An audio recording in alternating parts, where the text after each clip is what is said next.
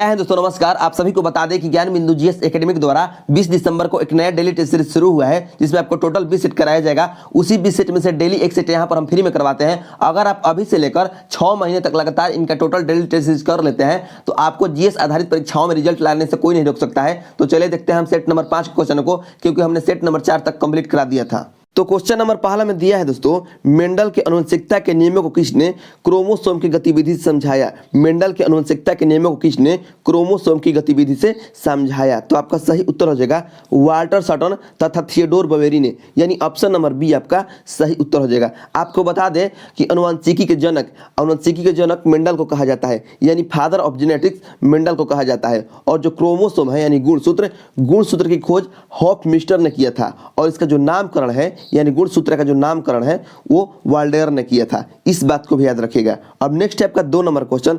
2 number question में दिया है रोमिक तथा एक नताक्ष यानी मोनोक्लिनिक गंधक हेतु संक्रमण ताप का मान कितना होता है। तो आपका सही उत्तर हो जाएगा 96 डिग्री सेल्सियस। नेक्स्ट है आपका 3 नंबर क्वेश्चन, गतिज ऊर्जा से संबंधित निम्न कथनों पर विचार कीजिए। और आपका पहला कथन दिया है कि यदि वस्तु का द्रव्यमान दोगुना हो जाए तो गतिज ऊर्जा दोगुनी हो जाएगी। तो ये जो आपका कथन है सही है। 2 नंबर कथन में दिया है यदि वस्तु का वेग या रेखीय संवेग दुगुना हो जाए तो गतिज ऊर्जा बढ़कर 4 गुना हो जाएगी। तो ये भी आपका जो कथन है सही है। तो आपका सही उत्तर हो जाएगा ऑप्शन नंबर सी। 1 और 2 दोनों सही है। नेक्स्ट है आपका 4 नंबर क्वेश्चन, निम्न में से कौन सा कथन सत्य नहीं है, यानी कौन सा कथन जो है गलत है। और आपका ए नंबर कथन में दिया है यहाँ पर कि वैसी वसा जिसमें पामिटिक अम्ल तथा अस्टियरिक अम्ल पाए जाते हैं संतृप्त वसा कहलाती है। यह वसा कमरे के ताप पर ठोस होता है। तो ये जो आपका कथन है सही है। ठीक है, ये कथन सही है। बी नंबर कथन में है ओलिक अम्ल युक्त वसा असंतृप्त वसा होती है। यह वसा कमरे के ताप पर द्रव होती है। ठीक है, ओलिक अम्ल युक्त वसा असंतृप्त वसा होती है और यह वसा कमरे के ताप पर द्रव होता है। तो यह भी जो आपका कथन है सही है। सी नंबर कथन में दिया है कि अधिकांश जंतु से प्राप्त वसा संतृप्त तथा पौधों से प्राप्त वसा असंतृप्त होता है। अधिकांश जंतु से प्राप्त वसा संतृप्त तथा पौधों से प्राप्त वसा असंतृप्त होता है। तो यह भी आपका कथन सही है। डी नंबर में है असंतृप्त वसा स्वास्थ्य के लिए हानिकारक होते हैं तथा संतृप्त वसा स्वास्थ्य के लिए उत्तम होते हैं। ठीक है, तो ये जो आपका कथन है गलत है, क्योंकि जो असंतृप्त वसा होता है ये स्वास्थ्य के लिए लाभदायक होता है और संतृप्त वसा स्वास्थ्य के लिए हानिकारक होता है। इसलिए जो आपका ऑप्शन नंबर डी जो है गलत है। और हमें क्या चुना है कि कौन सा कथन सत्य नहीं है, तो ऑप्शन नंबर डी सत्य नहीं है, अर्थात ऑप्शन नंबर डी आपका सही उत्तर हो जाएगा।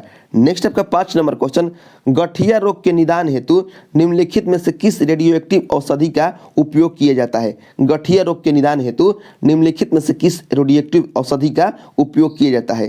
तो आपका सही उत्तर हो जाएगा होल्मियम 166। नेक्स्ट है आपका 6 नंबर क्वेश्चन, एक विद्युत हीटर में जब 8 एम्पियर की धारा प्रवाहित होती है तब उसके छोरों के बीच का विभवांतर 16 वोल्ट रहता है। जब उसके छोरों के बीच का विभवांतर बढ़ाकर 180 वोल्ट कर दिया जाता है तब हीटर में प्रवाहित धारा का मान क्या होगा। तो इसको बना लीजिएगा, इसका सही उत्तर आ जाएगा 90 एम्पियर। ठीक है, ऑप्शन नंबर ए इसका सही उत्तर होगा।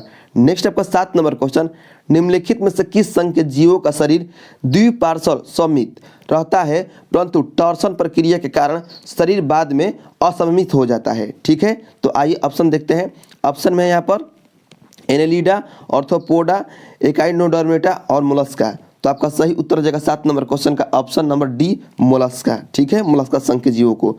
नेक्स्ट आपका 8 नंबर क्वेश्चन, कथन वन कह रहा है कि ऊंचाई पर वायुमंडलीय दाब घट जाता है जिससे जल 100 डिग्री सेल्सियस से अधिक ताप पर उबलता है। यही कारण है कि ऊंचाई पर खाना देर से बनता है। तो ये जो आपका कथन है गलत है। ठीक है, गलत है। 2 नंबर कथन में है प्रेशर कुकर के अंदर दाब उच्च होता है जिसमें जल 100 डिग्री सेल्सियस से कम ताप पर उबलता है।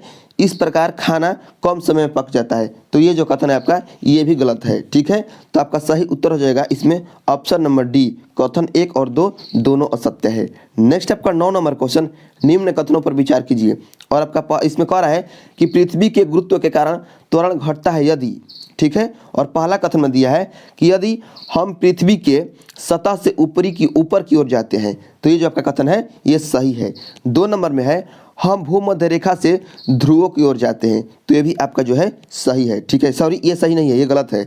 3 नंबर में है पृथ्वी की घूर्णन गति बढ़ती है, तो ये सही है। 4 नंबर में है हम पृथ्वी के सतह के नीचे जाते हैं, ठीक है। तो देखिए क्वेश्चन क्या था, निम्न कथनों पर विचार कीजिए।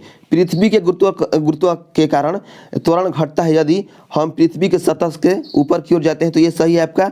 हम भूमध्य रेखा से ध्रुव की ओर जाते हैं, तो ये जो देखिए ये गलत है। क्यों गलत है? क्योंकि जब हम भूमध्य रेखा से ध्रुवों की ओर जाते हैं तो जो पृथ्वी के गुरुत्व के कारण जो त्वरण है ये घटता नहीं है, ठीक है, इसलिए जो गलत है। और 3 भी सही है, 4 भी सही है, तो आपका सही उत्तर हो जाएगा 1, 3, 4, यानी ऑप्शन नंबर बी आपका सही उत्तर हो जाएगा। नेक्स्ट है आपका 10 नंबर क्वेश्चन, निम्नलिखित में कौन सी मछली है, यानी कौन सी इसमें वास्तविक मछली है, तो आपका सही उत्तर हो जाएगा डॉग फिश। जो डॉग फिश है ये वास्तविक मछली है, ठीक है। बाकी जो आप देख रहे हैं इसमें स्टार फिश, तो ये कीड़ा है, जो स्टार फिश है ये कीड़ा का नाम है, ठीक है। नेक्स्ट आपका 11 नंबर क्वेश्चन, मानव के जठर में यानी यकृत में, मानव के यकृत में जो होता है ना जठर होता है, जठर स्रावित करने वाला, तो वही होता है। मानव के जठर में प्रोटीन पाचन के लिए उत्तरदायी अनुकूलतम परिवेश है, तो आपका सही उत्तर हो जाएगा 11 का ऑप्शन नंबर बी अम्लीय है, ठीक है। आप सभी लोग जानते हैं कि यकृत यानी यकृत में जो जठर रस होता है जिसको गैस्ट्रिक ग्लैंड कहते हैं, गैस्ट्रिक ग्लैंड, ठीक है, जठर स्रावित करने वालों को, उसको छोड़कर बाकी जो जितने भी मानव शरीर में जो स्रावित करने वाले होते हैं वो सब क्षारीय स्रावित करते हैं, क्षार। लेकिन जो यकृत है जो जठर, वह अम्ल स्रावित करता है, ठीक है, HCl हाइड्रोक्लोरिक अम्ल जो है जठर स्रावित करता है। नेक्स्ट आपका 12 नंबर क्वेश्चन, किस धातु से बनाई गई मिश्र धातु को हवाई जहाज तथा रेल के डिब्बों में पुर्जों के काम में लिया जाता है, तो 12 नंबर क्वेश्चन का सही उत्तर हो जाएगा option number C aluminium.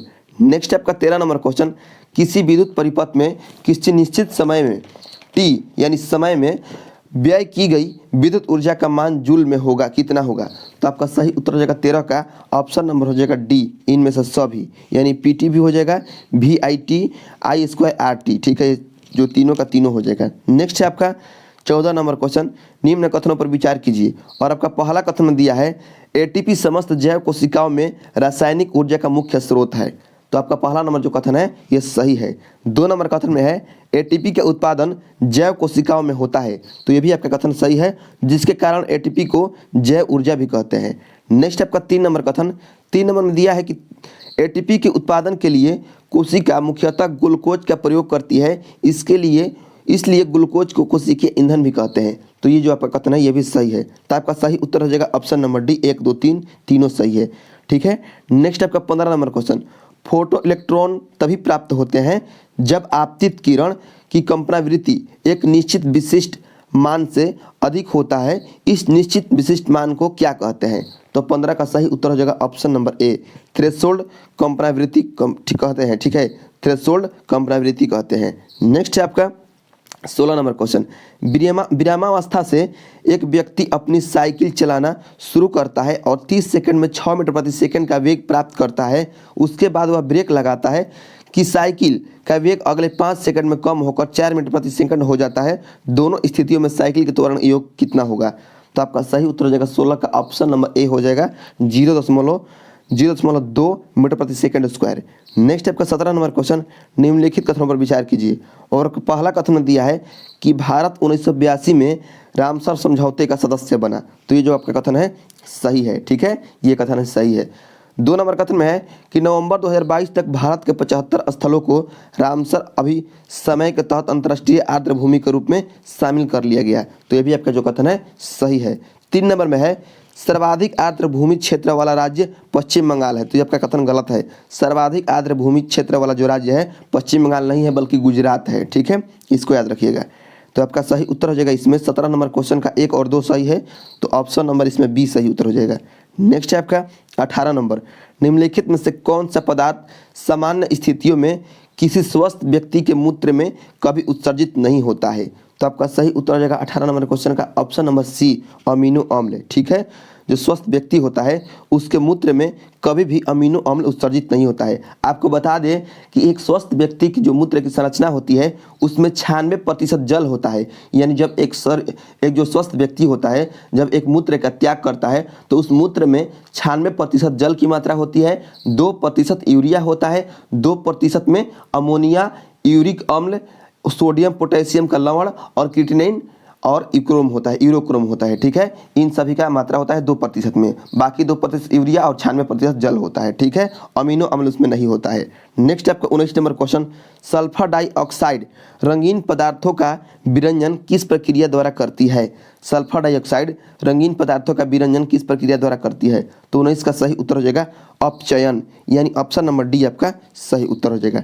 Next आपका 20 नंबर क्वेश्चन, यदि किसी दर्पण के आगे कितनी भी दूरी खड़े रहने पर प्रतिबिंब सीधा दिखाई देता है तो वह दर्पण किस प्रकार होगा? तो 20 नंबर क्वेश्चन का आपका सही उत्तर हो जाएगा ऑप्शन नंबर ए, समतल या उत्तल होगा। नेक्स्ट आपका 21 नंबर क्वेश्चन, निम्नलिखित में से किस युग्म की बीमारियों का कारण विषाणु है? निम्नलिखित में से किस युग्म की बीमारियों का कारण विषाणु है? तो 21 नंबर क्वेश्चन का आपका सही उत्तर हो जाएगा इसमें ऑप्शन नंबर हो जाएगा दोस्तों बी, यानी पोलियो और बर्ड फ्लू। ठीक है, यानी पोलियो और बर्ड फ्लू जो है इसके कारण वायरस है। नेक्स्ट आपका 22 नंबर क्वेश्चन, वयस्क व्यक्ति के मुख गुहा में किस प्रकार के दांतों की संख्या सर्वाधिक होती है? वयस्क व्यक्ति के मुख गुहा में किस प्रकार के दांतों की संख्या सर्वाधिक होती है? तो आपका सही उत्तर हो जाएगा इसमें option number D, molar. Molar की संख्या होती है 6, 3 इस साइड में होता है और 3 लेफ्ट साइड में होता है, 3 राइट साइड में और 3 लेफ्ट साइड में। ठीक है, नेक्स्ट होता है आपका 23 नंबर क्वेश्चन, सभी चुंबकीय पदार्थ अपना चुंबकीय गुण कम करते हैं जब वे, तो आपका सही उत्तर हो जाएगा जब वे बहुत ज़्यादा गर्म होते हैं। ठीक है, नेक्स्ट आपका 24 नंबर क्वेश्चन, कई प्रतिरोपित जैसे प्याज का पौधा इसलिए नहीं बढ़ते हैं क्योंकि, तो आपका सही उत्तर हो जाएगा क्योंकि प्रतिरोपण के दौरान अधिकांश मूल रोम नष्ट हो जाते हैं। नेक्स्ट आपका 25 नंबर क्वेश्चन, फॉर्माइका जो पलंग, टेबल, कुर्सी आदि की लकड़ी पर साटा जाता है जिससे इसका सौंदर्य बढ़ जाता है, यह फॉर्माइका है। आपको बता दें कि जो फॉर्माइका है इसी को सनमाइका कहा जाता है। जो हम घरों में टेबल कुर्सी पर जो साटा जाता है, जो बढ़ई लोग हैं जो फर्नीचर बनाते हैं वो साटते हैं सनमाइका, उसी को फॉर्माइका भी कहा जाता है। तो कह रहा है कि यह फॉर्माइका है, तो आपका सही उत्तर हो जाएगा 25 का ऑप्शन नंबर डी, यानी यूरिया फॉर्मेल्डिहाइड प्लास्टिक है। ठीक है, यूरिया फॉर्मेल्डिहाइड प्लास्टिक है। नेक्स्ट है आपका 26 नंबर, दो निकायों के बीच ऊष्मा के प्रवाह की दिशा निर्भर करती है किससे? 26 नंबर क्वेश्चन में है दो निकायों के बीच ऊष्मा के प्रवाह की दिशा निर्भर करती है किससे? तो 26 का सही उत्तर हो जाएगा ऑप्शन नंबर सी, उनके अपने अपने तापमान पर। नेक्स्ट है 27 नंबर क्वेश्चन, निम्न में से कौन सा कथन सही है? और 27 नंबर क्वेश्चन का आपका सही उत्तर हो जाएगा इसमें ऑप्शन नंबर ए, क्लोरोफिल को प्रकाश संश्लेषण इकाई तथा हरित लवक को प्रकाश संश्लेषी अंग कहते हैं। और बी भी आपका सही उत्तर हो जाएगा इसमें, क्लोरोफिल के बिना भी जीव स्वपोषी जीवन जी सकते हैं। यानी ए और बी इसमें आपका सही उत्तर हो जाएगा। इसलिए आपको क्या करना है, ऑप्शन नंबर एक और बनाना है ई, और उसमें ए और बी दोनों लिख लेना है। ठीक है, ए और बी दोनों लिख लीजिएगा। ठीक है, नेक्स्ट है आपका 28 नंबर क्वेश्चन, निम्नलिखित में से क्या जल से हल्का होता है? क्या जल से हल्का होता है? तो 28 का सही उत्तर हो जाएगा, आपको बता दें ऑप्शन नंबर इसमें हो जाएगा दोस्तों, आपको ऑप्शन नंबर होगा बी, यानी सोडियम। जो सोडियम है ये जल से हल्का होता है। ठीक है, नेक्स्ट आपका 29 नंबर क्वेश्चन, 150 मीटर प्रति सेकंड के वेग से चलती हुई 10 ग्राम द्रव्यमान की गोली एक लकड़ी के गुटके में प्रवेश करने के 0.03 सेकंड के बाद रुक जाती है। गोली लकड़ी को कितनी दूर तक भेदेगी? तो आपका सही उत्तर हो जाएगा 2.25 मीटर। नेक्स्ट आपका 30 नंबर क्वेश्चन, और 30 में दिया है कि बायोम के अंतर्गत शामिल है। तो 30 का सही उत्तर हो जाएगा ऑप्शन नंबर डी, इनमें से सभी, यानी पेड़ पौधा, जीव जंतु, पारिस्थितिक तंत्र, ये तीनों का तीनों शामिल है। नेक्स्ट आपका 31 नंबर क्वेश्चन, विश्व हेपेटाइटिस दिवस कब मनाया जाता है? हेपेटाइटिस दिवस कब मनाया जाता है? तो आपका सही उत्तर जाएगा 31 का ऑप्शन नंबर ए हो जाएगा 28 जुलाई। नेक्स्ट है आपका 32 नंबर, जल में एसिटिक अम्ल के घुलने के उपरांत अभिक्रिया होगी। कैसी अभिक्रिया होगी? तो आपका सही उत्तर हो जाएगा ऑप्शन नंबर ए, ऊष्माक्षेपीय अभिक्रिया होगी। नेक्स्ट आपका 33 नंबर क्वेश्चन, ग्लूकोज का कोशिका में परिवहन कराने हेतु, यहाँ पर कराने हेतु जिम्मेदार प्रोटीन अणु निम्न में से कौन है? तो 33 का सही उत्तर हो जाएगा option number B, GLUT4। Next आपका 34 नंबर क्वेश्चन, ब्रूनर्स ग्रंथि ठीक है। ब्रूनस ग्रंथि तथा गॉबलेट कोशिका मानव के छोटी आंत के किस भाग में पाए जाते हैं? तो 34 का सही उत्तर हो जाएगा ऑप्शन नंबर ए, ग्रहणी, डेडुनम में। नेक्स्ट है आपका 35 नंबर क्वेश्चन, निम्नलिखित तत्वों में से किस तत्व की प्रथम आयरन ऊर्जा अधिकतम है? तो 35 का सही उत्तर हो जाएगा ऑप्शन नंबर डी, पी यानी फास्फोरस की। नेक्स्ट है आपका 36 नंबर क्वेश्चन, ध्वनि के वेग किस गैस में अधिकतम है? तो आपका सही उत्तर हो जाएगा 36 नंबर क्वेश्चन का ऑप्शन नंबर इसमें हो जाएगा ए, हाइड्रोजन में। हाइड्रोजन में जो है अधिकतम है। आपको बता दें कि जिस गैस की जो अणुभार है जितना कम होता है उसमें ध्वनि की जो वेग है उतना अधिक होता है। जैसे में यहाँ पर हाइड्रोजन है, हाइड्रोजन का अणुभार है 1 AMU, ठीक है। इसलिए इन तीनों में से जो है हाइड्रोजन में सबसे जो है वेग अधिक रहेगा, ठीक है, ध्वनि का। नेक्स्ट आपका 37 नंबर क्वेश्चन, यदि कोई ऐसा ग्रह हो जिसका द्रव्यमान पृथ्वी से दोगुना तथा त्रिज्या 3 गुनी हो तो उस ग्रह के सतह पर 9 किलोग्राम द्रव्यमान की वस्तु का भार क्या होगा? तो 37 का सही उत्तर हो जाएगा option number B, 19.6 newton. Next आपका 38 नंबर क्वेश्चन, पेस मेकर को क्या कहते हैं? तो आपका सही उत्तर हो जाएगा SA नोड, यहाँ पर 5 नहीं होगा, टाइपिंग मिस्टेक है, SA नोड कहते हैं। नेक्स्ट आपका 39 नंबर क्वेश्चन, निम्नलिखित में कौन सबसे हल्की तथा अज्वलनशील गैस है? तो 39 का सही उत्तर हो जाएगा option number C, helium. Next आपका 40 नंबर, स्मार्टफोन के व्यापक रूप से उपयोग हो रहा टच स्क्रीन किस प्रकार का डिवाइस है? तो 40 का सही उत्तर हो जाएगा ऑप्शन नंबर सी, इनपुट तथा आउटपुट दोनों। नेक्स्ट है आपका 41 नंबर क्वेश्चन, वयस्क शरीर में शुक्राणु यानी स्पर्म निर्माण हेतु अनुकूलतम तापमान परिसर है कितना डिग्री सेल्सियस? तो आपका सही उत्तर हो जाएगा ऑप्शन नंबर सी, 34 से 35 डिग्री सेल्सियस। नेक्स्ट है आपका इसमें 42 नंबर क्वेश्चन के, देखिए थोड़ा सा क्वेश्चन को सुधारना है। इसमें क्या करना है कि जो यहाँ पर सी बड़ा वाला वो है इसको छोटा वाला वो करना है। यहाँ पर कोबाल्ट होगा, ठीक है, और आप सभी लोग जानते हैं कि कोबाल्ट में छोटा ओ होता है। तो यहाँ पर के बाद छोटा वाला ओ होगा, के बाद यहाँ पर सी के बाद छोटा वाला होगा के, उसके बाद यानी पोटेशियम, कोबाल्ट, ठीक है, और उसके बाद आपका हो जाएगा कार्बन मोनोऑक्साइड में कोबाल्ट की ऑक्सीकरण संख्या कितनी होती है? तो आपका सही उत्तर जाएगा 42 का ऑप्शन नंबर बी, -1। नेक्स्ट आपका 43 नंबर, निम्नलिखित में से कौन सुमिलित नहीं है? कौन सा सही सुमिलित नहीं है? तो आपका सही उत्तर जाएगा विकृति। आपको बता दें जो विकृति है, विकृति बीमाहीन राशि है, विकृति का कोई बीमा नहीं होता है। नेक्स्ट है आपका 44 नंबर क्वेश्चन, जेट प्लेन की गति जब ध्वनि की गति से ज़्यादा होती है तो कौन सी तरंगें निकलती है? तो आपका सही उत्तर हो जाएगा 44 का option number C, shock waves. Next आपका 45 नंबर क्वेश्चन, एक सरल सूक्ष्मदर्शी 6D क्षमता के उत्तल लेंस से बना है, इस सूक्ष्मदर्शी की आवर्धन क्षमता क्या होगी? तो आपका सही उत्तर हो जाएगा 45 का ऑप्शन नंबर हो जाएगा इसमें 45 नंबर क्वेश्चन का ऑप्शन नंबर सी, 2.5। नेक्स्ट आपका 46 नंबर, निकोला टेस्ला किसके लिए प्रसिद्ध है? निकोला टेस्ला किसके लिए प्रसिद्ध है? तो आपका सही उत्तर हो जाएगा 46 का ऑप्शन नंबर बी, यानी ऑल्टरनेटिंग करंट के लिए। नेक्स्ट है आपका 47 नंबर क्वेश्चन, द्रव्यमान एम, यहाँ पर बड़ा वाला एम होगा, ठीक है, बड़ा वाला एम होगा, थोड़ा सा टाइपिंग मिस्टेक है। द्रव्यमान एम एवं त्रिज्या आर के ठोस गोले के व्यास के परितः जड़ अघूर्ण होगा कितना? तो 47 का सही उत्तर हो जाएगा ऑप्शन नंबर सी, 2/5 mr²। नेक्स्ट आपका 48 नंबर क्वेश्चन, एक व्यक्ति 75 सेंटीमीटर से निकट की वस्तुओं को देख नहीं सकता है, लेंस की फोकस दूरी क्या है जिसकी आवश्यकता उसे 25 सेंटीमीटर पर रखी वस्तु को साफ साफ दिखने के लिए होगी?